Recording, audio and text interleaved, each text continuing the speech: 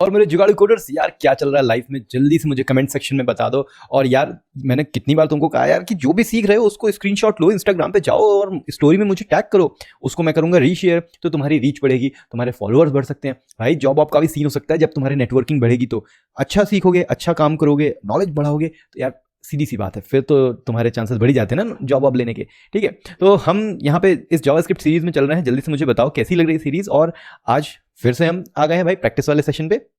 तो चलो देखते हैं, प्रैक्टिस में हमें फिर से वही 5 क्वेश्चन करने हैं सॉल्व। और ये 5 क्वेश्चन है रिलेटेड टू, हमने अभी जो पढ़ा, हमने क्या पढ़ा भाई, ऑब्जेक्ट से रिलेटेड कहानी पढ़ी जावास्क्रिप्ट के। तो चलो जावास्क्रिप्ट के ऑब्जेक्ट से रिलेटेड इंटरव्यू क्वेश्चंस कौन कौन से आते हैं उनके बारे में थोड़ा जानकारी बोलता है हमारा कि how can you determine if a property exist in A JavaScript object और नॉट। तो भाई एक जावास्क्रिप्ट का ऑब्जेक्ट है हमारे पास, उसमें कोई प्रॉपर्टी है या नहीं है, ये कैसे पता लगाएंगे। तो चलो हम एक सिंपल सा ऑब्जेक्ट बना लेते हैं यूजर, और उस यूजर ऑब्जेक्ट में मैंने बोला भाई नेम जो है वो है सार्थक, और प्रोफेशन जो है, प्रोफेशन वो है सॉफ्टवेयर डेवलपर।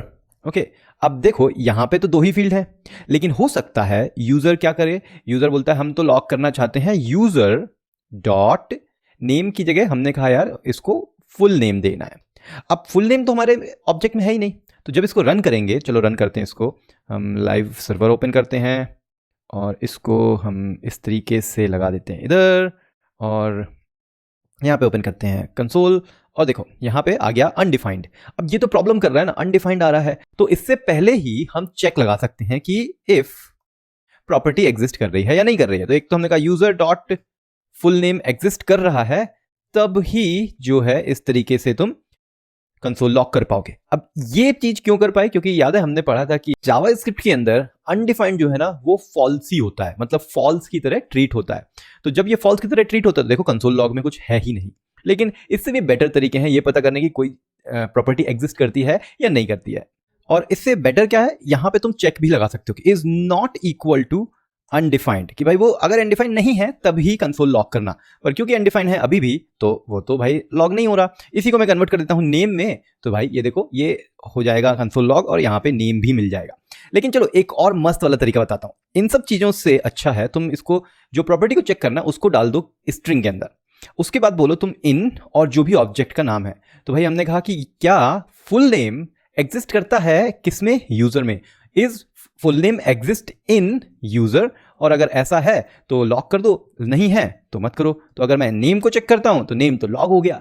तो यार ये बहुत अच्छा तरीका है, याद रखना, इसको जरूर जो अपने दिमाग में बैठा लेना कि प्रॉपर्टी को एग्जिस्ट करने के लिए इन यूज कर सकते हैं, प्रॉपर्टी का नाम स्ट्रिंग में इन, और हमारा आ गया फिर यूजर। तो चलो अब अगले क्वेश्चन की तरफ, इसको करते हैं कमेंट और जाते हैं सेकंड क्वेश्चन में। Explain the difference between dot notation and bracket notation to access the object properties. तो चलो एक ऑब्जेक्ट बनाते हैं, उसको नाम देते हैं माय कार, और इस ऑब्जेक्ट के अंदर मैं 2 प्रॉपर्टी रखता हूं। पहले तो है कंपनी, किस कंपनी की कार है भाई, तो मान लेते हैं टेस्ला है वो, ठीक है। और हमने कहा यार वो 0 से 100 कितनी देर में पहुंच जाती है, तो वो पहुंचती है लेट्स से 4.2 सेकेंड्स में, ठीक है। अब इसको हमें स्ट्रिंग में लिखना पड़ेगा। अब प्रॉब्लम ये है कि ये जो हमारी की है, ये जो की और वैल्यू होती है ना, लेफ्ट वाला की होता है, राइट वाला वैल्यू होता है इस कोलन के, तो ये की जो है ये नंबर है, नंबर नहीं लिख सकते तुम इसमें डायरेक्टली। दूसरा इसमें हाइफन भी है बीच में, वो भी नहीं लिख सकते तुम की में, तो इसको कन्वर्ट करना पड़ेगा मुझे स्ट्रिंग में इस तरीके से। ये तो हो गया हमारा ऑब्जेक्ट। अब इस ऑब्जेक्ट को हम 2 तरीके से एक्सेस कर सकते हैं। पहला है कि मैंने कहा यार माय कार डॉट कंपनी दे दो, तो ये लिख के आ गया टेस्ला, बहुत सही, कोई दिक्कत नहीं, बढ़िया चल रहा है। लेकिन अब ये 0 to 100 है, इसको कैसे एक्सेस करेंगे। अगर मैं इसको नॉर्मल लिखूं 0 से 100 तो ये एक्सेस ही नहीं होगा, क्योंकि बोल रहा है यार ये क्या बता रहे हो, नंबर कहां से आ गया, और हाइफन लगा हुआ है इसमें, ये नहीं होगा। तो हमें करना क्या है, अरे अभी देखा था ना हमने तो स्ट्रिंग में किया था, चलो स्ट्रिंग में कर देते हैं। नहीं भाई ये भी काम नहीं करेगा। तो डॉट नोटेशन स्ट्रिंग वाले प्रॉपर्टी पे भी काम नहीं करता है। इस केस में तुम्हें स्ट्रिंग से हटके यूज करना पड़ेगा ब्रैकेट नोटेशन। अब ये ब्रैकेट नोटेशन जो होता है ये बहुत ही इजी होता है, बोलता भाई जो लिखना हो की का नाम तुम लिख देते हो स्ट्रिंग में और कोई टेंशन नहीं है। ये प्रॉपर्टी के अंदर हमने ब्रैकेट लगाया, ब्रैकेट के अंदर हमने स्ट्रिंग के अंदर अपनी प्रॉपर्टी बता दी, तो ये इजीली पता चल गया। अब हो सकता है तुम्हारा स्पेस हो बीच में, तो स्पेस भी काम करेगा क्योंकि ये तो फिर स्ट्रिंग ही है ना, तो सब काम कर जाएगा। लेकिन पॉइंट ये आता है कि क्या हम नॉर्मल की को भी इसमें यूज कर सकते हैं। अरे हाँ भाई बिल्कुल कर सकते हैं ना, ये देखो हमने कंपनी लिखा तो ये आ गया। तो ब्रैकेट नोटेशन इज यूनिवर्सल, वो हर तरीके से यूज हो सकता है। डॉट नोटेशन में रिस्ट्रिक्शंस हैं, तुम नंबर नहीं यूज कर सकते या तुम स्पेस नहीं यूज कर सकते, तो स्ट्रिंग वाले को नहीं यूज कर सकते। इस केस में तुम्हें ये ब्रैकेट यूज करना पड़ेगा। तो भाई याद रखना ये बहुत इंपॉर्टेंट है, किस किस तरीके से जो है प्रॉपर्टी को एक्सेस किया जा सकता है जावास्क्रिप्ट ऑब्जेक्ट के अंदर। अब आ जाते हैं भाई अगले वाले क्वेश्चन में। बहुत अच्छा क्वेश्चन है, how do you iterate over the property of an object. तो भाई एक मान लेते हैं हमारे पास कोई ऑब्जेक्ट है, उस पर हमें प्रॉपर्टीज जो हैं ढेर सारी, उन हर प्रॉपर्टीज पे हमें करना है लूप। अब ये लूप कैसे करेंगे भाई, उसके लिए हम फिर से एक कांस्टेंट बनाएंगे। इस बार कांस्टेंट को नाम देंगे हम फ्रूट। हमारा फेवरेट फ्रूट की बात हो रही है, फ्रूट का नाम है हमारा लेट्स से एप्पल, ठीक है। फिर हमने कहा यार कितना केजी है हमारे पास, अमाउंट कितना है हमारे पास उसका, ठीक है। तो हमने कहा 2 kg हमारे पास रखा हुआ है, ठीक है, इस तरीके से। अब हम चाहते हैं कि ये दोनों जो प्रॉपर्टीज लिखी हैं, इससे और भी प्रॉपर्टीज लिख सकते हो, लेकिन इन दोनों प्रॉपर्टीज पे मैं लूप करूं और ये बताऊं कि जो फ्रूट है मेरा उसका क्या नाम है और क्या अमाउंट है, एक लाइन में जो है मैं दिखा दूं उसको लूप करके। तो उसके लिए अगर तुम नॉर्मल फॉर लूप यूज कर सकते हो, ठीक है। और याद करो let i is equal to 0, फिर i is less than equal to fruit dot length, ऐसा ये करते थे कहाँ पे हम, एरेज में। पर ये यहाँ पे काम नहीं करेगा भाई, क्योंकि अगर मैं यहाँ पे जाता हूँ और आई लिखता हूँ तो यहाँ पे इस तरीके से तुम देखोगे कि कुछ हुआ ही नहीं, लॉग ही नहीं हो रहा है यहाँ पे। भाई क्या प्रॉब्लम आ गई, ठीक है। तो ये लेंथ जो है इसको मैं यहाँ पे प्रिंट करता हूँ, जरा देखते हैं क्या होता है भाई, कि लॉक कर दो तो प्रिंट अनडिफाइंड आ रही है। अब यही अनडिफाइंड है तो लूप तो चलेगा ही नहीं ना। तो अब प्रॉब्लम क्या आती है कि भाई हम फ्रूट के जो ऑब्जेक्ट है उसके पहले तो लेंथ कैसे निकाल के लाएं। तो इस केस में 2 तरीके हैं, तुम या तो कीज को काउंट कर लो या वैल्यूज को काउंट कर लो, जितनी की होंगी उतनी वैल्यू भी तो होंगी।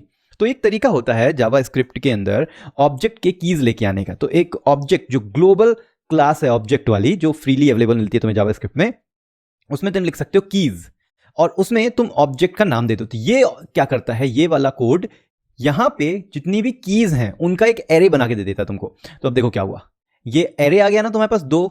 अब जैसे ही एरे आया भाई, एरे से तो हम खेल ही सकते हैं ना, सारा कुछ काम हमें आता है एरे में, तो ठीक है। तो हमने कहा const keys is equal to this, फिर हमने कहा कीज डॉट लेंथ, और ये देखो 0 1 2 आ गया, ठीक है। अब बारी है कि इसको हमें ये हटा देना है। अब 0 और 1 आ गया, ये क्या है, ये तो इंडेक्स आया ना, ये आई की वैल्यू आई। हमें क्या चाहिए था, फ्रूट के जो की है उसका वैल्यू भी चाहिए। तो पहला तो देखते हैं, अगर हम लिखते हैं कीज और उसमें हम डाल देते हैं आई की वैल्यू, तो की 0 वाले इंडेक्स पे, की फर्स्ट वाले इंडेक्स पे, 0 इंडेक्स पे आएगा नेम, फर्स्ट वाले पे आएगा अमाउंट, तो नेम और अमाउंट आ गया। अब क्योंकि हमारे पास नेम और अमाउंट है और हम अब यूज कर सकते हैं वो ब्रैकेट नोटेशन जो अभी जस्ट हमने सीखा, और उस नोटेशन से हम बोलेंगे भाई ये जो फ्रूट वाला ऑब्जेक्ट है ना, उसके अंदर ये पहले नेम वाली प्रॉपर्टी लेके आओ और उसकी वैल्यू दे दो, और फिर अमाउंट वाली प्रॉपर्टी उसका वैल्यू दे दो। ये देखो ये इस तरीके से आ गया। तो ये तुमने लूप कर दिया है ना डायरेक्टली, बहुत बढ़िया तरीके से। यार अच्छी तो बात है, लेकिन इससे भी बेटर तरीका है, उसमें तुम्हें ये की वगैरह यूज नहीं करनी पड़ेगी। तो कैसे काम करेगा, फिर मैंने लिखा फॉर, फिर मैंने लिखा आइटम और item name prop in fruit. अब देखते हैं क्या होगा, मैंने लिखा प्रॉप, अब देखो नेम आ गया और अमाउंट आ गया। यार ये जो इन वाला सिस्टम है ना, ये अपने आप इटरेट करेगा तुम्हारे जो ऑब्जेक्ट है उसके ऊपर और तुम्हारे कीज लेके आ जाएगा। तो बस जैसे हमने अभी इसके पहले किया था, इसको डालो ब्रैकेट नोटेशन में और लिख दो फ्रूट, तुम्हें उसकी वैल्यू भी मिल जाएगी। तो यार इस तरीके से हम किसी भी ऑब्जेक्ट में जो है लूप लगा सकते हैं या इटरेट कर सकते हैं उस पर। बहुत सही भाई। फिर आता है fourth, difference between deep and shallow copy of an object.